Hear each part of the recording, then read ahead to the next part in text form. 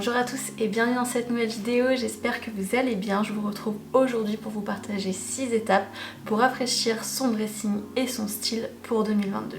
Alors peut-être que vous êtes comme moi et que vous vous retrouvez en début d'année avec un dressing avec lequel vous n'arrivez plus à travailler. Vous vous retrouvez tous les jours devant vos vêtements et vous vous dites que vous n'avez absolument rien apporté, que l'inspiration vous a totalement quitté. Et si c'est votre cas aussi, je vous invite à rester ici parce que justement je vais vous partager 6 étapes pour essayer de retrouver l'inspiration, de retrouver un dressing cohérent qui va nous permettre de créer plein de nouvelles tenues et donc de rafraîchir son dressing et son style pour 2022.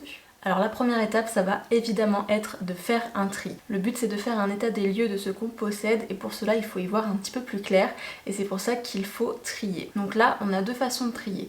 Soit vous pensez que vous n'avez pas tant de choses que ça finalement qui vous dérangent dans votre dressing et à ce moment-là on peut simplement scanner son dressing sans tout sortir finalement et juste sortir les pièces qui nous dérangent, les pièces qui ne nous vont plus, les pièces qui ne nous plaisent plus et les pièces tout simplement qu'on ne veut pas garder. Ou alors vous pensez que vous avez vraiment un changement de fond à faire et à ce moment-là il vaut peut-être mieux tout sortir de son dressing et regarder les pièces une à une, voire même les essayer une à une afin de garder uniquement ce qui nous convient et ce qui nous va. Donc là la situation finalement va être différente pour chacun, mais je pense qu'il est important en fait de plutôt se poser la question de est-ce que j'aime cette pièce en question, est-ce que j'ai envie de la porter, est-ce que même je l'ai peut-être oubliée au fond de mon dressing parce que mon dressing est tellement chaotique, je ne me souvenais même plus que j'avais cette pièce, ou à l'inverse, est-ce que quand je regarde cette pièce j'ai pas du tout envie de la porter, j'ai pas du tout non plus envie de la garder. Je me souviens de la dernière fois que je l'ai mise et elle me plaisait pas sur moi et à ce moment-là je m'en sépare. Pourquoi je vous dis ça? En fait je pense que c'est plus important de penser comme ça plutôt que de penser dans le sens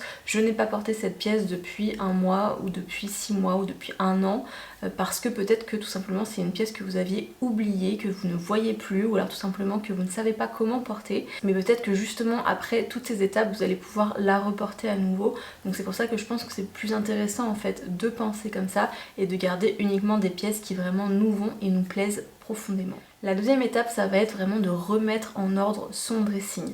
Donc pour ça, on va vouloir déjà commencer évidemment par le ranger. Maintenant qu'on a fait le tri, qu'on s'est finalement débarrassé de tout ce qui était superflu dans ce dressing, on va évidemment le ranger. Soit vous avez déjà un système qui marche et à ce moment-là c'est assez facile, surtout qu'on a enlevé du coup le surplus. Donc normalement tout devrait trouver sa place et tout devrait rentrer dans ce dressing. Si par contre vous avez besoin de changer l'organisation, et bien c'est le moment. Si vous avez par exemple envie de rajouter je ne sais pas, des paniers par exemple pour mettre certains éléments que vous n'avez pas envie de voir tout le temps, peut-être que vous avez envie finalement de plier certaines choses ou alors de pendre d'autres choses ou alors de ranger par exemple dans les tiroirs de façon verticale, c'est le moment tout simplement, c'est le moment de ranger son dressing, peut-être de le ranger aussi différemment pour s'inspirer aussi comme ça et finalement entrer dans ce dressing et se dire que c'est un tout nouvel endroit alors que finalement c'est exactement le même, simplement vous l'avez rangé différemment ou mieux tout simplement. Ensuite on va vouloir réparer tout ce qui a besoin de l'être, par exemple ce bouton qui était tombé ou qui est en train de se décrocher, peut-être cet ourlet qui est en train de lâcher ou alors ce trou dans ce pull qu'on adore. Voilà, c'est le moment en fait tout simplement de réparer ce qui a besoin de l'être, de nettoyer aussi ce qui a besoin de l'être. S'il y a des taches par exemple sur votre chemisier blanc préféré et que c'est des taches que vous avez besoin de laver depuis un petit moment mais que vous n'avez toujours pas eu le temps de faire, et bien c'est le moment également. C'est le moment aussi de repasser ce qui a besoin de l'être ou alors de steamer peut-être ce qui a besoin de l'être. En tout cas en fait c'est le moment tout simplement de rendre son dressing le plus beau possible, ses vêtements les plus beaux possibles pour qu'ils nous donnent envie de les porter. Vous pouvez aussi amener chez un couturier ce qui a besoin de l'être, par exemple un pantalon qui est trop long et qui a besoin d'un ourlet ou alors une taille qui est trop large. C'est vraiment le moment de prendre soin de ses vêtements et de rendre ce dressing le plus attractif possible. Troisième étape, on va vouloir évaluer son style et son dressing, son armoire. Donc pour ça on va tout simplement faire ce petit travail de se dire quelles sont les pièces que j'ai le plus aimé porter et quelles sont les raisons pour lesquelles j'ai aimé porter ces pièces, et à l'inverse quelles sont les pièces que j'ai le moins portées, les pièces que je regrette d'avoir achetées et quelles sont les raisons également. Je vous ai d'ailleurs fait ma version finalement des 10 pièces que j'ai le plus portées en 2021, donc je vous la laisserai en haut si ça vous intéresse. Et j'ai également fait une vidéo sur les 5 pièces que j'ai regretté acheter, donc pareil je vous la laisserai en haut, comme ça vous donne un petit peu une idée de la réflexion finalement que j'ai eue autour de ces pièces là. Mais l'idée voilà, c'est vraiment de se dire quelles sont les pièces que j'aime dans mon dressing, que je porte tout le temps, quelles sont les raisons pour lesquelles j'aime ces pièces. Est-ce que ce sont par exemple des coloris, est-ce que toutes ces pièces sont d'une certaine couleur ou dans une palette de couleurs, ou alors est-ce que c'est plutôt le type de vêtements, est-ce qu'on est sur des basiques, des pièces qui sont intemporelles, est-ce qu'on est peut-être sur des vêtements qui sont plus décontractés ou alors plus habillés. Voilà, il faut vraiment essayer de se poser la question quel type de vêtements finalement je porte le plus et quelles sont les raisons derrière cela, que ce soit une couleur, que ce soit une forme, que ce soit un type de vêtement, peut-être un motif, ou alors justement si vous n'aimez pas les motifs. Et à l'inverse, regardez finalement ce qu'on ne porte pas et se dire exactement la même chose. Pourquoi est-ce qu'on ne les porte pas? Est-ce que c'est dû justement à la couleur qui ne va pas avec le reste?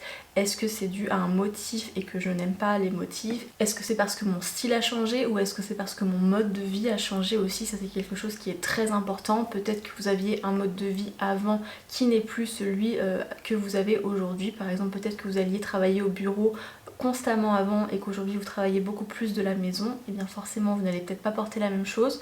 Donc voilà, c'est toutes ces questions là finalement à se poser qui vont être importantes du coup pour la suite. La quatrième étape et la plus amusante selon moi, ça va être vraiment de retrouver l'inspiration. Donc ça peut être via Pinterest, ça peut être via Instagram, ça peut être via YouTube par exemple, des vidéos mode, etc. comme vous le souhaitez, mais l'idée en fait ça va être de repérer des tenues qui nous plaisent, des styles qui nous plaisent. Le plus simple en fait je trouve que c'est vraiment Pinterest, tout simplement parce qu'on peut créer vraiment des tableaux qui sont rangés par catégorie, et ce qui nous permet finalement d'avoir plein de tenues au même endroit et de pouvoir avoir tout sous la main. Mais ça marche aussi sur Instagram. Maintenant on peut facilement enregistrer des looks directement sur notre compte Instagram, ou alors vous pouvez tout simplement faire un screenshot et avoir un petit dossier sur votre téléphone, ça c'est comme vous voulez. Mais l'idée c'est vraiment de se créer finalement des inspirations comme ça et de se poser encore une fois les bonnes questions. Pourquoi est-ce que cette tenue elle me plaît? Est-ce que c'est le style? Est-ce que c'est la palette de couleurs? Est-ce que c'est une pièce en question? Est-ce que c'est l'allure de la personne? Je pense que c'est important justement de se poser cette question et de comprendre qu'est-ce qui nous plaît justement dans cette tenue, qu'est-ce qui nous plaît dans cette photo. Est-ce que c'est vraiment la tenue en soi? Est-ce que c'est l'environnement? Est-ce que c'est la personne? Voilà, c'est important vraiment de se poser cette question, et si effectivement c'est la tenue en soi, quelle est la pièce qui nous plaît? Ou alors est-ce que c'est l'ensemble? Est-ce que c'est l'association des couleurs, l'association des formes? Et l'idée derrière ça, ça va être également de dégager des formules de look. Donc pareil, c'est quelque chose dont je vous ai déjà parlé, mais en fait une formule de look ça va être tout simplement des associations qui sont simples et qui sont surtout simples à reproduire. Par exemple un jean avec un t-shirt et une paire de baskets, ça c'est une formule de look très basique, mais c'est une formule de look. Ça peut être par exemple une jupe midi avec des bottes et puis un col roulé, c'est une autre formule de look. Ou alors un pantalon habillé avec un blazer et un petit caraco en dessous et une paire d'escarpins. Voilà, ça peut être une autre formule de look.